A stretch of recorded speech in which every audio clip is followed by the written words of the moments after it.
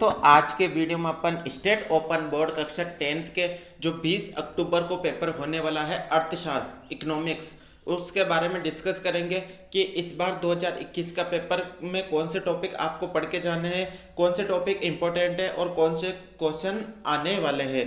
क्योंकि दोस्तों जो बार बार क्वेश्चन रिपीट हो रहे हैं उनके बारे में ज़्यादा डिस्कस करेंगे, तो वीडियो के अंत तक जरूर बने रहिए और हमारे चैनल पर नए हो तो सब्सक्राइब करिए। जब इकोनॉमिक का पेपर आएगा, अर्थशास्त्र का पेपर आएगा, तो किस तरह से क्वेश्चन सोल्व करने हैं, कौन से क्वेश्चन आपको सबसे पहले करने हैं। दोस्तों सबसे पहले तो बात कर लेते हैं, अगर आपका इकोनॉमिक का जो पेपर आएगा उसको आपको सबसे पहले अच्छी तरह से रीड करना है। रीड करने के बाद क्या है दोस्तों, जो क्वेश्चन आपको अच्छी तरह से आता है, जो क्वेश्चन सबसे अच्छा आता है, यानी जिसका आंसर आपको राइट आता है, चाहे वो छोटा क्वेश्चन हो या बड़ा क्वेश्चन हो, सबसे पहले वही क्वेश्चन करना है। ठीक है दोस्तों, इससे क्या होता है कि आपके जो शुरू में अगर कॉपी में अगर अच्छी जैसे कि राइटिंग है, उसके अलावा आपके आंसर भी राइट है, तो इंप्रेशन अच्छा पड़ता है। तो कहीं मान लो कि आपके गलत क्वेश्चन भी आ जाता है तो भी उसमें मार्क्स मिलने के चांस बढ़ जाते हैं। ठीक है फ्रेंड्स, उसके बाद क्वेश्चन करने के बाद अगर आपके मान लो कि टाइम बचा हुआ है और आपको मान लो कुछ क्वेश्चन नहीं आ रहे, जैसे कि 2-3 क्वेश्चन नहीं आ रहे, तो आपको उन क्वेश्चन को भी करना है। अगर नहीं करोगे तो आपके मार्क्स कम होने के चांस बढ़ जाते हैं। तो इसलिए दोस्तों वो क्वेश्चन भी करके आना है। उस क्वेश्चन में कैसे आंसर लिखना है, अगर आपको कुछ भी नहीं आ रहा है तो कैसे लिखना है, जैसे उस क्वेश्चन को पढ़ना है, उससे रिलेटेड आपको कुछ तो वर्ड आता होगा। अगर उससे संबंधित कुछ भी नहीं आता है तो आप इकोनॉमिक सब्जेक्ट है तो इकोनॉमिक के बारे में आप लिख सकते हैं। ठीक है फ्रेंड्स, तो इस तरह से क्वेश्चन सोल्व करके आए ताकि आपके अच्छे मार्क्स बने। अब बात कर लेते हैं किस तरह का क्वेश्चन पैटर्न है और कौन कौन से क्वेश्चन टॉपिक इंपॉर्टेंट है। दोस्तों यहाँ पे फर्स्ट क्वेश्चन दे रखा है, अर्थशास्त्र को एक विषय के रूप में इस क्षेत्र में बहुत महत्व प्राप्त हुआ है।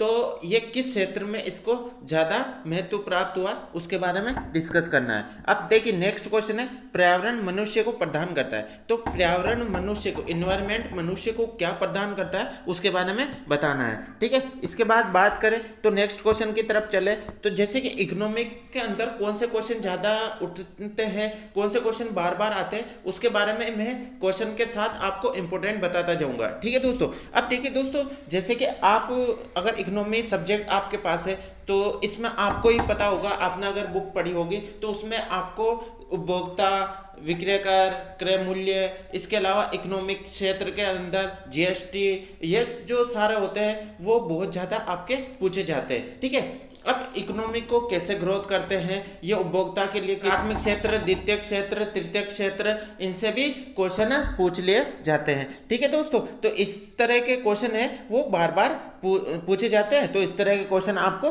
बार बार करने हैं। ठीक है दोस्तों, इसके बाद बात करें नेक्स्ट क्वेश्चन, एक प्रकार की वस्तु और सेवाओं, जैसे कि वस्तु और सेवाओं के ऊपर भी बहुत ज़्यादा क्वेश्चन पूछे जाते हैं, तो इस तरह के। उसके बाद बैंकिंग क्षेत्र से भी बहुत ज़्यादा क्वेश्चन पूछे जाते हैं। ठीक है, जैसे कि 1 रुपये का नेट सांख्यिकी आंकड़े होते हैं, एक पद जो प्रयोग होता है उसके बारे में आपको डिस्कस करना है। अब देखिए दोस्तों, ज़्यादा जो इंपॉर्टेंट क्वेश्चन है वो अब मैं बताता जाऊंगा टॉपिक, वो आपको पढ़ने हैं। जैसे कि भारत में अंग्रेजों के शासनकाल में हस्तकला उद्योग के पतन के कारण, अब देखिए इसके उद्योग, जो हस्तकला उद्योग है उसके पतन का कारण क्या था, इसके बारे में आपको डिटेल से लिखना है। ठीक है, इसके बाद पर्यावरण से संबंधित भी क्वेश्चन पूछा गया है। इसके बाद आगे बात करें तो उन शाखाओं के नाम लिखिए जो अर्थशास्त्र के अध्ययन को विभाजित करता है। तो ये बहुत ही ज्यादा इंपॉर्टेंट क्वेश्चन है, क्योंकि इस तरह के क्वेश्चन अर्थशास्त्र से संबंधित क्वेश्चन बार बार पूछ लिए जाते हैं। इसके बाद नेक्स्ट क्वेश्चन की तरफ चले, तो जैसे कि यहाँ पे दे रखा है, भारतीय किसानों की नकदी फसल अंग्रेजों ने कैसे लाभ कमाया। तो देखिए फसल से संबंधित इकोनॉमी का जो प्राथमिक क्षेत्र होता है वो अपनी कृषि है, तो इससे संबंधित क्वेश्चन बार बार पूछ लिए जाते हैं। इसके बाद बात करें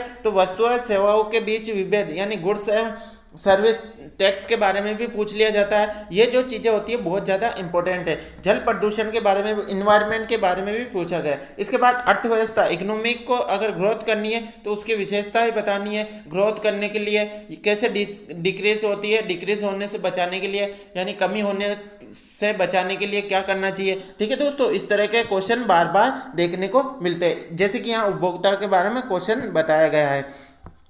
इसके बाद बात करें तो दोस्तों यहाँ पे विनिमय का माध्य और मूल्य का मापन, ये सभी क्वेश्चन भी पूछ लिए जाते हैं। ठीक है दोस्तों, इस श्रम गहन तकनीकी और पूंजी गहन तकनीकी को समझाना है।